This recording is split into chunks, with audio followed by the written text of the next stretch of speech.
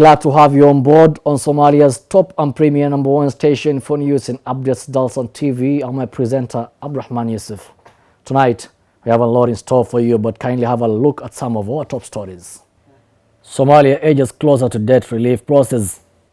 Jubilant State convenes El Nino emergency meeting in Kismayu. Somali National Army Infantry Commander inspects Maslah and Hilwain military bases, calls for intensified offensive against Al-Shabaab. Somalia presents bids to join College of Sergeants. Glad to have you back. Now let's delve into our full bulletin. World Bank announces 4.5 billion relief for Somalia. World Bank country manager Christina Sevenson made the announcement while speaking at a press briefing attended by the private business sector and the members of the public in Mogadishu. The World Bank pledges 4.5 billion debt relief for Somalia upon reaching the completion point for the highly indebted poor country. World Bank country manager for Somalia, Christina Sevenson, made the announcement during a press briefing in Mogadishu, attended by the members of the public and private business sector. Again, it's quite a feat. So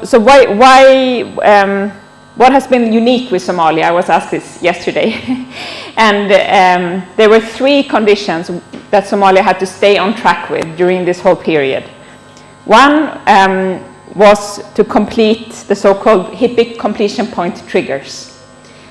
And these were indicators to show progress, both of state building, of being able to maintain those that actually kept the focus on debt relief and realized how important it was for Somalia, and you were able to stay on track. But I can tell you that in those... The World Bank hailed Somalia's resilience and grit to fulfilling prerequisite of the debt completion process. However, she also noted political stability in the country. During the last month of former President Mohamed Abdullahi Farmajo almost jeopardized the debt relief process. Transitional months, the last few months of the Farmajo regime, there were a lot of intense discussions about preserving the debt relief process. Political and economical reforms are prerequisite to the debt relief process. She further asserted Somalia needs to harmonize health, education and tax tariffs imposed across different member states of the country. Internal political fissures between the federal government of Somalia and the federal member states has greatly bogged down the efficacy of the government. So I don't know if you've had a chance to look at the completion point triggers, but they are about intergovernmental agreements on health. There's an intergovernmental agreement on education. There's an intergovernmental agreement on customs, right? Harmonizations of customs regimes in Somalia. So a decision has been made to move forward in any case, and that there will be a waiver granted. But in my mind, I think we need to reflect a little bit, why was this not achieved, right? And that comes down to politics and to state building and to the challenges they will continue facing. Lastly, she announced an event will be held in Washington, D.C. next week to celebrate Somalia's debt relief process, with President Hassan Sheikh Mohamud expected to attend. So what will happen now? So we will be in Washington to celebrate this major milestone for Somalia next week, and Hassan Sheikh will be in Washington as well, and the Minister of Finance and a few other people. Somalia National Army Forces Infantry Commander General Dayah Abdi Abdullah, accompanied by Deputy Abdullahi Aden Hussein, on Sunday visited by Maslah Hill and Hilwain military camps. The purpose of the tour by the Army Commander was to inspect and assess the situation of the officers residing in the camp and to coordinate counter-terrorism efforts as Somalia government mulls over strategies to commence the second phase of operations against Al-Shabaab militant group.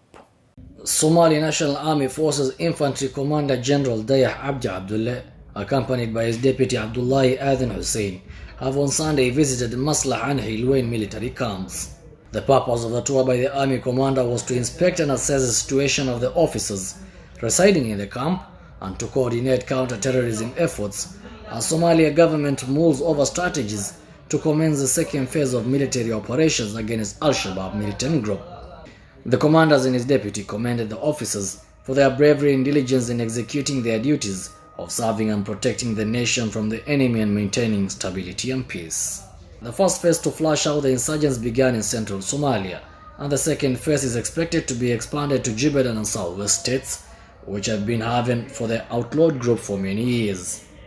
Neighboring countries contributing to the Africa Union Transition Mission in Somalia are set to play a critical role in the second phase as the Somalia federal government seeks to eliminate Al-Shabaab from its soil.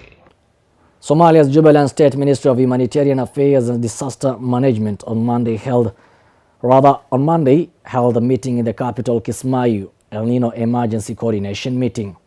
The meeting, which is held twice a month, centers on ways of mobilizing and enhancing humanitarian assistance of the families affected by the ongoing floods in the region.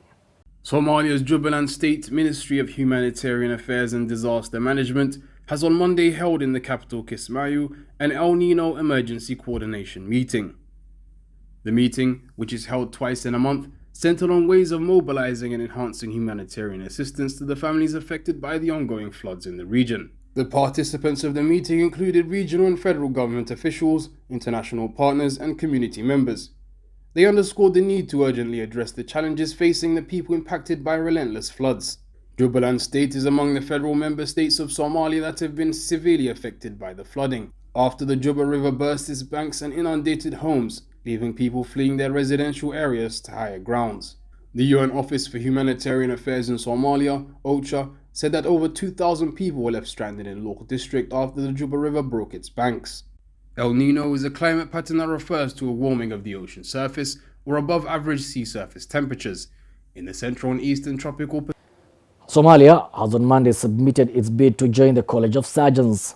Dr. Najib Isse Diria presented on behalf of the federal government of Somalia at the ongoing council meeting of College of Surgeons of East, Central and Southern Africa, COSESCA, happening in Addis Ababa, the capital city of Ethiopia. Somalia has on Monday submitted its bid to join the College of Surgeons. Dr. Najib Isse Dirie presented the bid on behalf of the federal government of Somalia at the ongoing annual council meeting of the College of Surgeons of East, Central and South Africa, happening in Addis Ababa, the capital city of Ethiopia. Dr. Dirie attended the meeting in his official capacity as a member of the Somali Medical Association and the Dean Faculty of Medicine of Health Science at Simad University in Mogadishu. The four-day conference, gathering about 170 medical doctors drawn from the 14 African member countries, is expected to conclude on December 8th. The conference provides a platform for the members to share experiences and discuss about medicine and surgery. The primary objective of the College of Surgeons of East, Central and Southern Africa is to advance education training, standards, research and practice in surgical care in the member countries. Lovely viewers, that's all we are prepared for you tonight from our desk here in Mogadishu. I wish to thank my team that made this news bulletin a success, starting from our lovely able camera, Mr. Anelka, to our director and the whole team. Wherever you're watching us from, have yourselves a lovely night and be blessed.